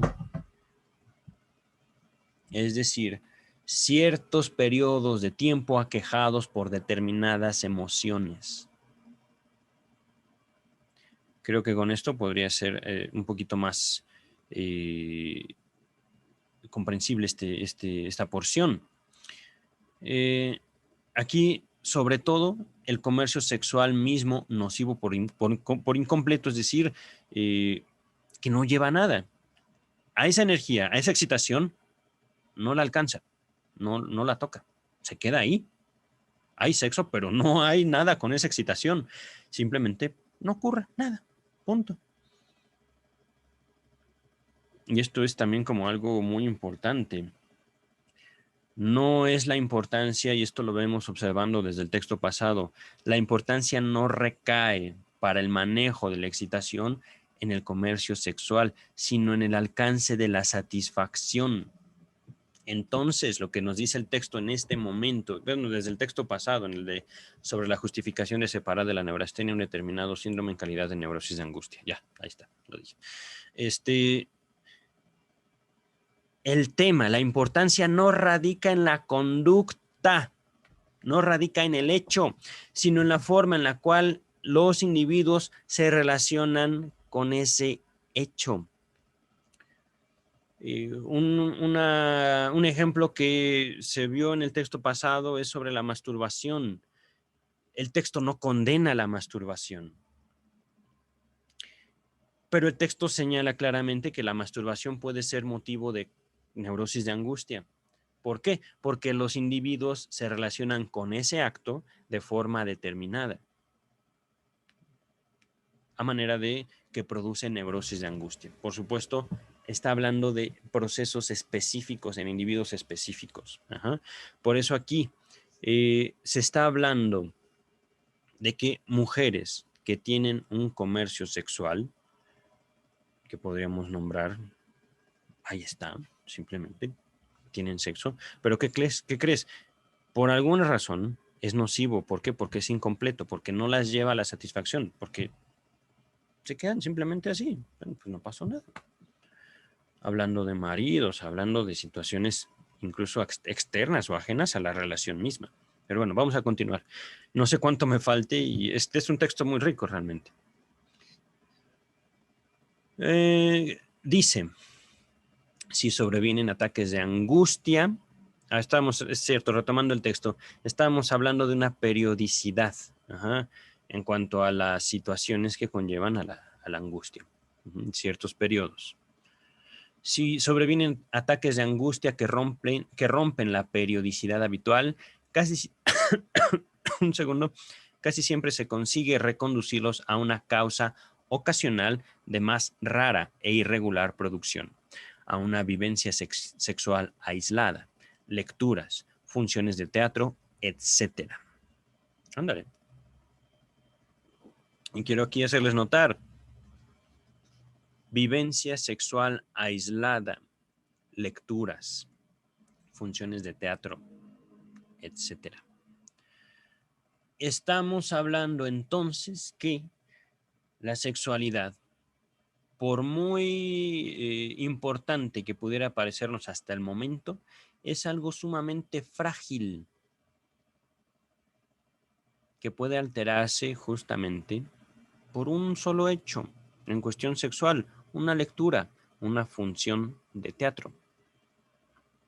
Banal, carácter banal. Noxas banales, creo que decía el texto. Vamos a continuar. El intervalo que mencioné va desde unas horas hasta 2 días. Es el mismo con el cual otras personas, a raíz de idénticos ocasionamientos, aparece la consabida migraña sexual, que posee sus nexos ciertos con el síndrome de la neurosis de angustia. Aquí viene la nota número 13 que dice, probablemente por esta época Freud envió a Fliess un manuscrito sobre la migraña en que se ocupaba de esos nexos. Esto es el manuscrito I, que lo encontraremos en el volumen 1. Si está en el volumen 1, está en este espacio entonces. Continúa Strachey. Freud nunca dio publicidad a ese manuscrito. Y también James Strachey nos hace una vez más referencia al texto sobre la justificación, etc. Vamos a continuar con el texto principal. Dice, junto a ello, son abundantes los casos en que el estado singular de angustia es provocado por el agregado de un factor banal, por una irritación de cualquier índole. Estoy ocupado, ahorita no moleste. Entonces, para la etiología del ataque singular de angustia, vale la misma subrogación que rige para la causación de toda la neurosis. Que la angustia de las fobias obedezca a otras condiciones no es muy asombroso. Las fobias tienen una ensambladura más complicada que los ataques de angustia simplemente somáticos. En ellas, la angustia se enlaza con un contenido de representación o de percepción, y el despertar de ese contenido psíquico es la condición capital para que aflore la angustia. En tal caso, la angustia es, entre comillas, desprendida, de un modo que se asemeja a lo que sucede, por ejemplo, con la tensión sexual por el despertar de unas representaciones libidinosas. Pero, a decir verdad, no está claro todavía el vínculo que mantiene este proceso con la teoría de la neurosis de angustia. No entiendo por qué debería empeñarme en tapar lagunas o endebles de mi teoría. Lo esencial en cuanto al problema de las fobias, me parece, es que las fobias en modo alguno se producen con una vida sexual normal. Es decir, si no se cumple la condición específica de que la vida sexual sea perturbada en el sentido de un desvío de lo somático respecto de lo psíquico. Esto es como muy claro. No quiero saber nada de mi cuerpo. Punto, ¿no? Continúa el texto. Y aunque el mecanismo de las fobias siga presentando tantos puntos oscuros, mi doctrina solo se podrá refutar si se me muestra la existencia de fobias con una vida sexual normal o aún con una perturbación de esta última no determinada específicamente. Punto número 4. Permítame un segundo. Anda. Bueno, ya no nos falta tanto. Punto número 4. Denme un segundo, voy a contestar estos mensajitos. Me mandaron un audio. Changos, ahorita no puedo contestar. Punto número 4. Voy a considerar un señalamiento de mi estimado crítico que no puedo dejar pasar sin contradecirlo. En mi comunicación sobre la neurosis de angustia, yo había escrito. En algunos casos, aquí otra nota de Strachey que nos manda el texto sobre la justificación. Dice Freud, en algunos casos de neurosis de angustia no se discierne etiología alguna, cosa notable. En ellos no es nada difícil comprobar una grave tara hereditaria.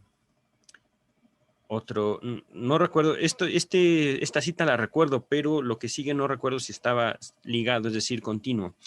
Dice, ahora bien, toda vez que hay razones para considerar adquirida la neurosis tras un examen cuidadoso encaminado a esa meta, uno halla como factores de eficiencia etiológica una serie de nocividades y de influjos que parten de la vida sexual. Ahí termina la cita. Lowenfield reproduce este pasaje y le agrega la siguiente glosa. Viene una cita de Lowenfield. Freud parece considerar adquirida con comillas, la neurosis, toda vez que se descubren para ella unas causas ocasionales. Sí, híjole, Creo que tengo que contestar. Permítanme un segundo. Voy a silenciar el micrófono. Permítanme.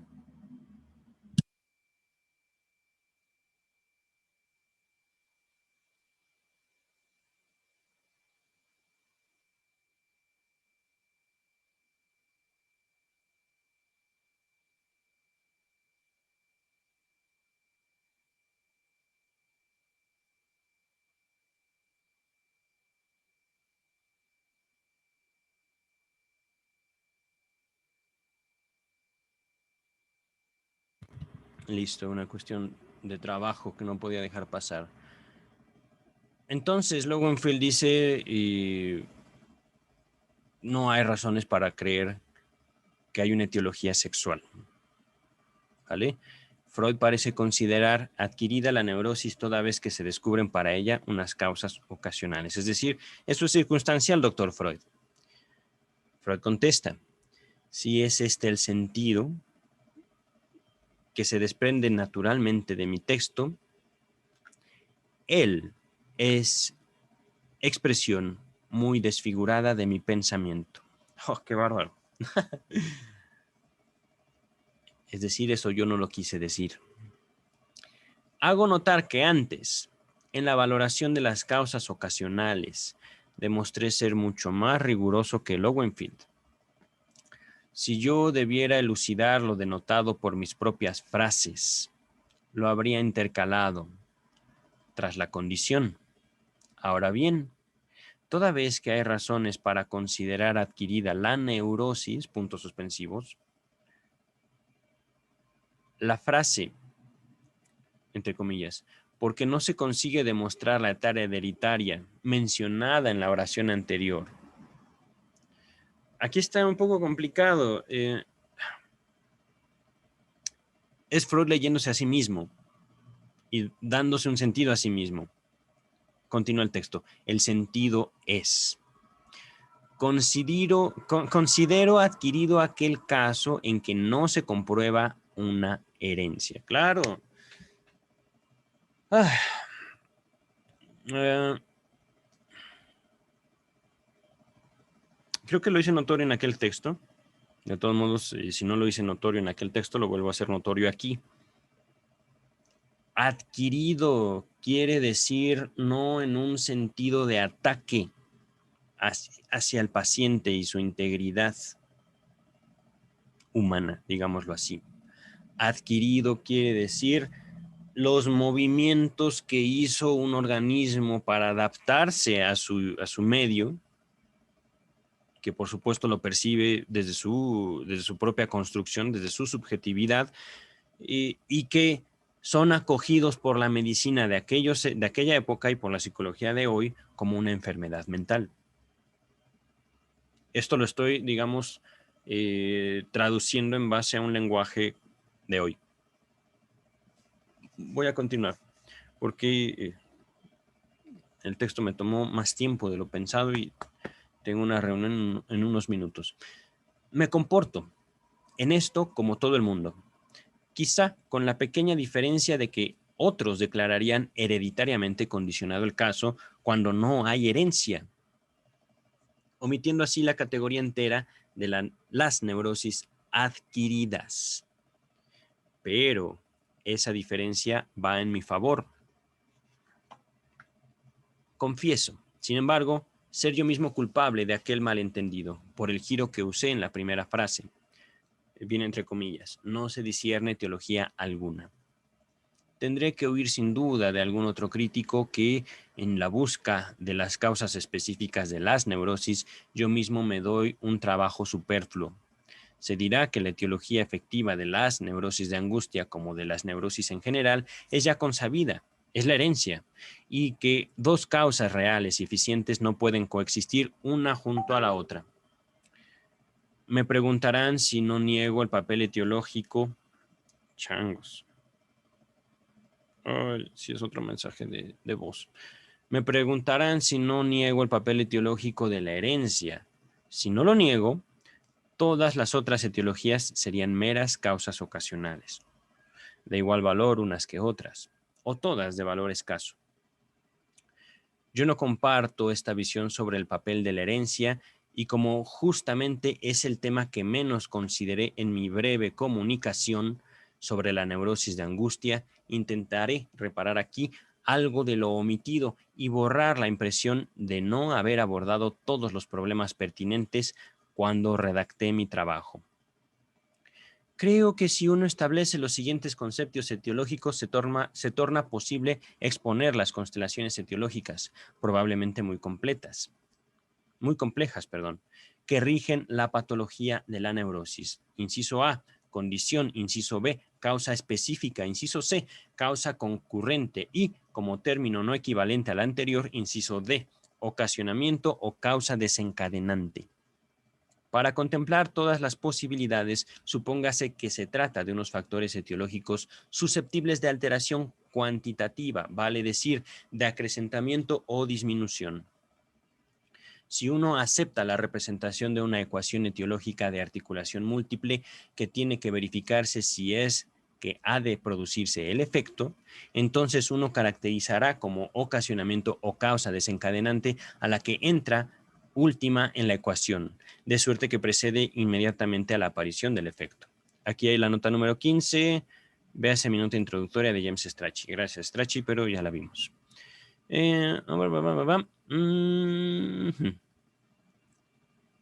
La esencia del ocasionamiento consiste solo en ese factor temporal y por tanto cualquiera de las causas heterogéneas puede desempeñar el papel del ocasionamiento en el caso singular dentro de una misma combinación etiológica.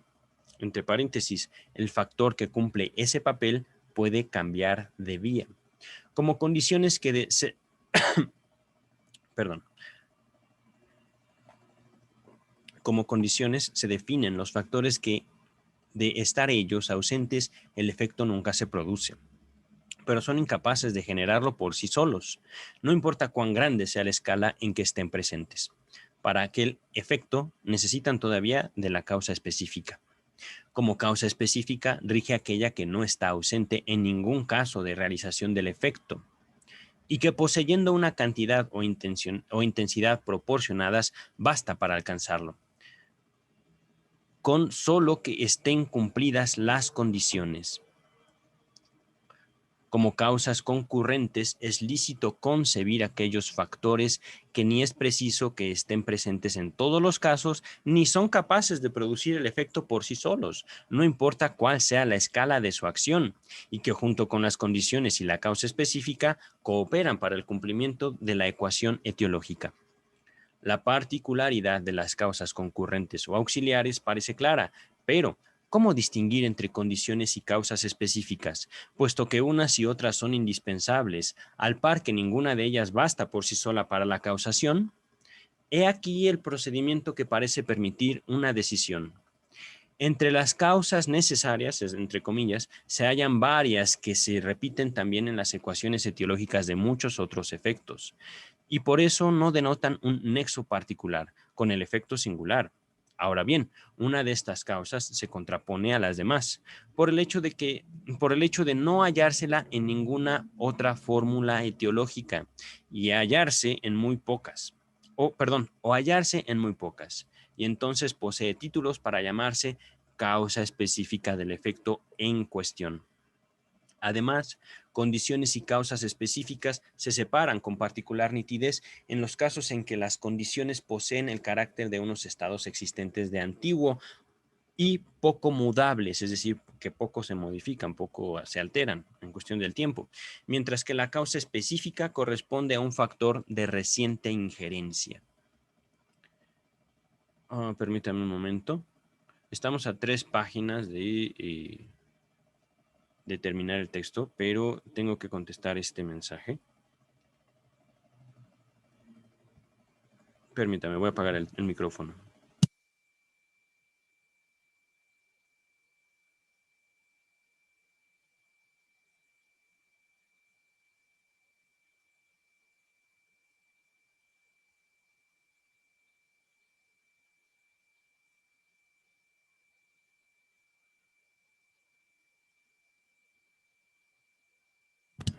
Bien, continúa el texto. Ensayaré un ejemplo para este esquema etiológico completo.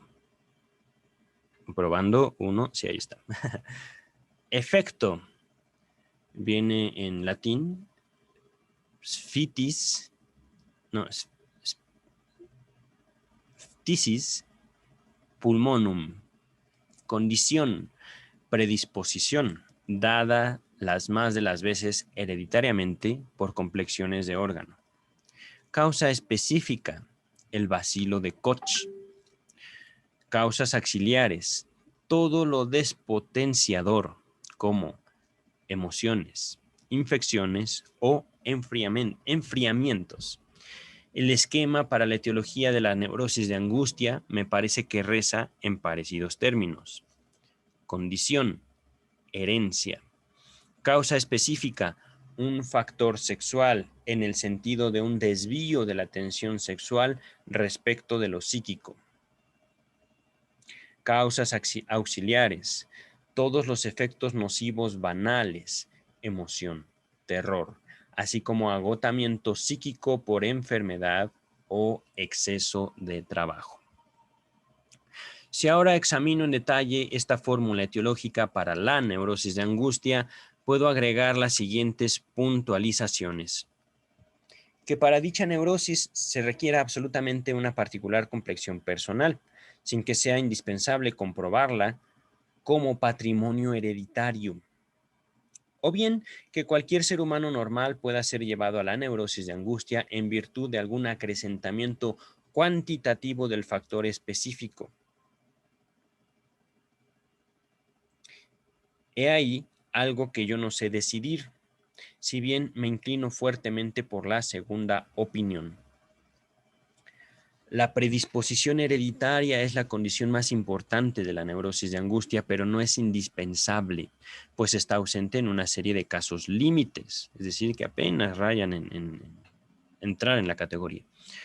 El factor sexual específico se comprueba con certeza en la inmensa mayoría de los casos. En una serie de casos congénitos no se separa de la condición de la herencia, sino que es cumplido juntamente con esta. Vale decir, los enfermos traen congénita, como estigma, aquella particularidad de la vida sexual, la insuficiencia psíquica para dominar la tensión sexual somática, por la cual en los demás casos pasa el camino para la adquisición de la neurosis. En otra serie de casos límites, es decir, que son de muy difícil diagnóstico, la causa específica está contenida en una causa concurrente, a saber, cuando la mencionada insuficiencia psíquica se produce por agotamiento, etc. Todos estos casos forman series fluyentes, no categorías separadas. Es que a todos los atraviesa un comportamiento semejante en el destino de la tensión sexual, y para la mayoría vale la separación entre condición, causa específica y causa auxiliar, en conformidad con la descomposición ya consignada de la ecuación etiológica.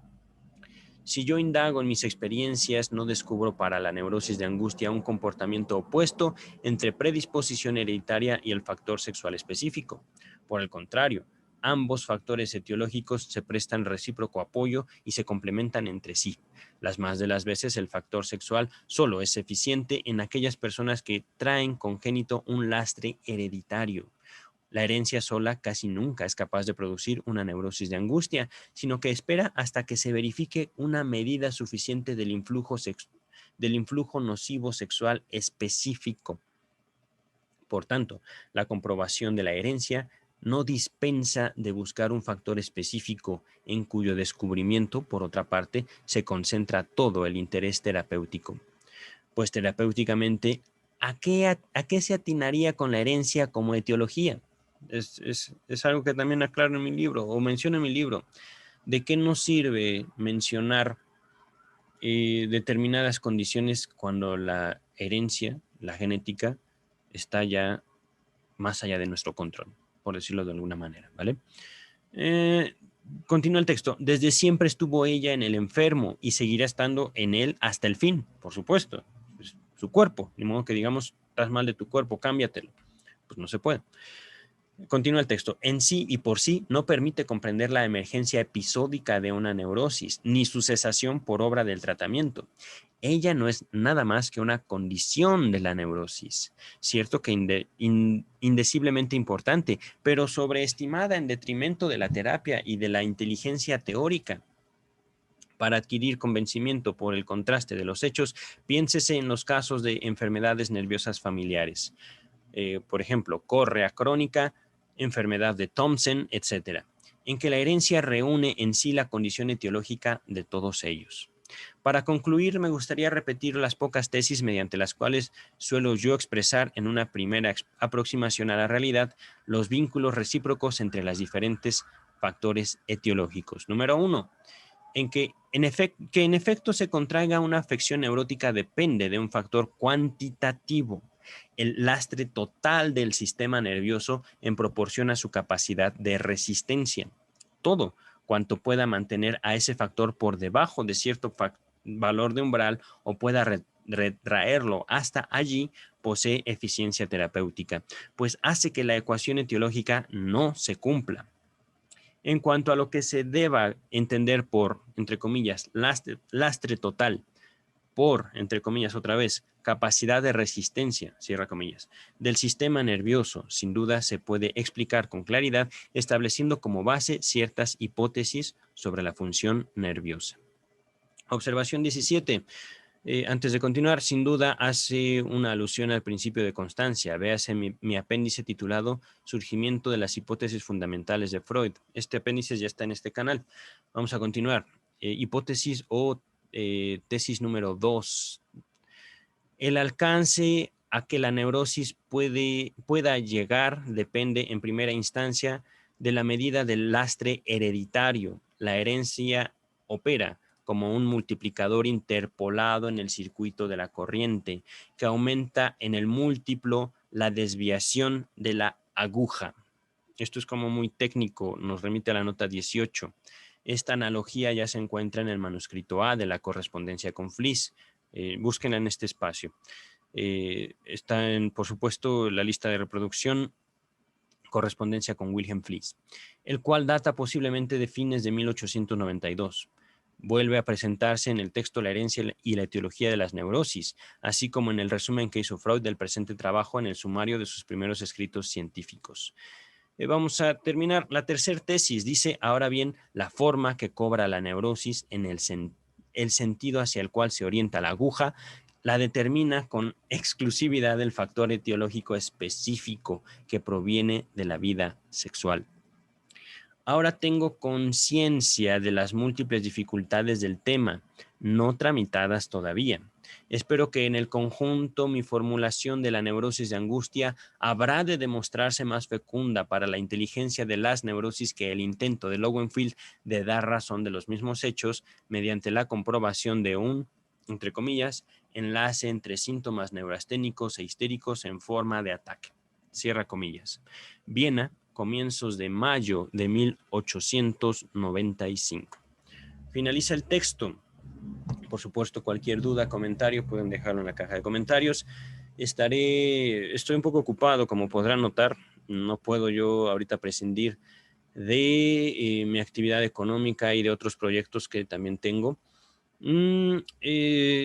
Pero no pienso dejar este proyecto de subir y comentar toda la obra de Sigmund Freud y posteriormente todos los textos que crea yo convenientes.